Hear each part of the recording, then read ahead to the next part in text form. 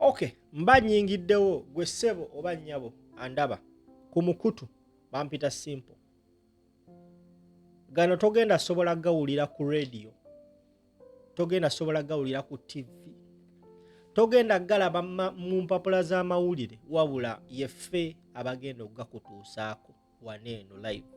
Ky'olina okukola kiri kimu, nyamba otambuze vidiyo oba oliawo n'omulala asobole okumanya amawulire gano. Amanya bampita Kalirugambo Promax Simple MC. Ky'olina okukola kiri kimu, teekako share ndukuwe. Okay, olunaku lw'ejjo amawulire ga circulatinze all over social media ku birthday ya Bobi Wine. Parliament ya Europe gye bayita European Parliament yatudde neeteesa ku nsonga. Mu nsonga ze baateesezzaako kwabaddeko ensonga ya human rights violation mu mawanga nga Iran, Turkey kw'ossa ne Uganda. Essira lya human rights violation baalitadde ku nsi 3, okwabadde Turkey, okwabadde Iran ne Uganda. Among the things they discussed mu parliament basebo ne banyabo, kwabaddeko okutulugunyizibwa kwa mukyala wa Robert Kyagulanyi Ssentamu Bobi, era nga bino byayisiddwa ne mu resolutions ze baataddeyo ku website yaabwe. Now, akulembera ekibiina kya National Unity Platform Robert Kyagulanyi Ssentamu Bobi Wine agenze ku mukutu gwe ogwa X n'ateekayo post nga yeebaza European Parliament olwa debate gye baakoze ku nsonga z'eggwanga Uganda. Now, for the so many years Uganda gyebadde mu struggle, ensonga za Uganda zibadde nga zikwekebwa emabbali nga tebazireeta ku mwanja okuzidiscussingako ku platform ng'eno. Mu post gy'atadde ku X, gy'avoteeka ku X just a few minutes ago, ataddeyo n'agamba nti I'm very grateful to the European Parliament for debating the situation in Uganda and passing a very important resolution condemning the sham elections as well as subsequent violation of human rights by the Museveni regime, adding your voices to those of the millions of oppressed people in Uganda, reassured us that the world is watching and that eventually there will be accountability for the crimes committed against the people of Uganda. N'ateekako ne link wansi, eno link ekutwala ku website ya European Parliament n'olaba resolutions ze baatuuseeko on the purpose of Uganda. Gwe ssebo oba nnyabo atulaba, tubadde tukyali awo ate amawulire amalala ne gafuluma.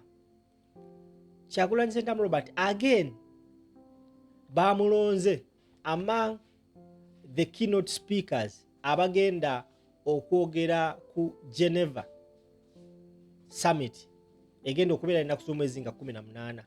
Post ebadde Nubian Lee ageze ku mukutu gwo gwa X n'ateekayo post n'agamba nti His Excellency Bobi Wine will address the 2026 Geneva summit via video on 18th February 2026. Time, morning to evening, Geneva time. We encourage everyone to register and follow the address through official summit platform. Registration link n'agiteeka wansi awo. Kati nganze omukujjukujju ngenze nenkona mu link eyo. Link eyo bw'ogikonako ekutwala butereevu ku website ya Geneva Human Rights and Democracy. Now olugikonyeeko entutte butereevu straight ku website. Now ku website eyo olutuseeyo ne bakulaga baspiika abagenda okwogera olunaku ng'ennaku z'omwezi 18. Now babadde nga bakola ekintu kino for so many years. Every year babadde nga bakikola. Naye ngenza otutunula mu myaka gyonna egibaddewo bassebo ne bannyabo, Uganda ebadde tefuna muntu yenna ku representinga. Uganda had never got a representative ku Geneva summit. It is going to be the first time to see a Ugandan okubanga featuring ku Geneva summit. That is 2026 now. Abagenda okubeerayo kuliko abantu bangi nnyo. Kuliko ono bamuyita erinnya siritegeera, is a Cuban playwright and democracy activity. Kuliko Kim Yumi, North Korean defector, escaped by boat with family in 2023. Oyava mu North Korea, manyi ki mu North Korea. Kuliko Venezuela that former political prisoner, co-founder of the World Liberty Congress. Kuliko Chloe Chung, youngest Hong Kong democracy activist. Kuliko Mariana, journalist who famously interrupted live Russian TV news broadcaster with a sign protest. Then nekuberako Aram nekuberako Mustasim, Sudanese human rights advocate. Kuberako Grace Jim, daughter of Pastor Ezra Jin, a political prisoner in China. Then nekuberako Hamidi, Afghanistan Iraqi athlete advocate. Then nekuberako Breast. Now wansi ye wali omukulembeze w'eggwanga Robert Kyagulanyi Ssentamu Bobi Wine, the first ever Ugandan to bless the Geneva summit ever in the history of this summit. Ye Munnayuganda eyakasooka okubeera ku eno summit. Tetufunanga Munnayuganda afeaturinga ku eno summit. Now ennaku z'omwezi nga 18 agenda kubeera omu ku abo abantu abagenda okwogera. Bwengenze nenkebera ku bantu abazzenga babeera mu zino gundi emyaka egisinga, ojalaba nga abamu ku bantu abafeaturinga ku eno summit emabegako bamaliriza bakulembeze, bamaliriza because balinga mu struggle eno yemu ku platform ebeerawo abantu bonna because bagamba it is the Geneva Summit for Human Rights and Democracy.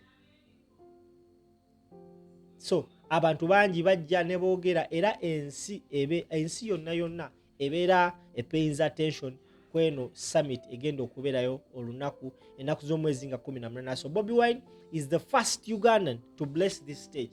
Now gwe Munnayuganda ndaba tekikwewuunyisa ndi tubadde ne opposition okumala ebbanga, naye tetubadde na mukulembeze wa opposition yatuse kweno level. Bobi Wine yabagamba nti tugenda mu protest vote, tugenda Kanoonya, tugenda Kalonda, tugenda Kakuma, we bakabba tugenda ku Kabanja. He may not be seen on streets nga azze okwekalakasa, but right now ne gyali mu kwekweka afuba nnyo okulaba nga reaching these bigger platforms.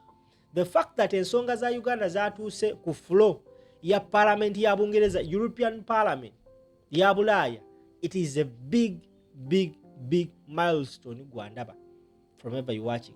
Now n'okuba nti agenda kubeera omu ku bagenda okwogera ku Geneva Summit, that is not something very small, because even Kizza Besigye has never attended this.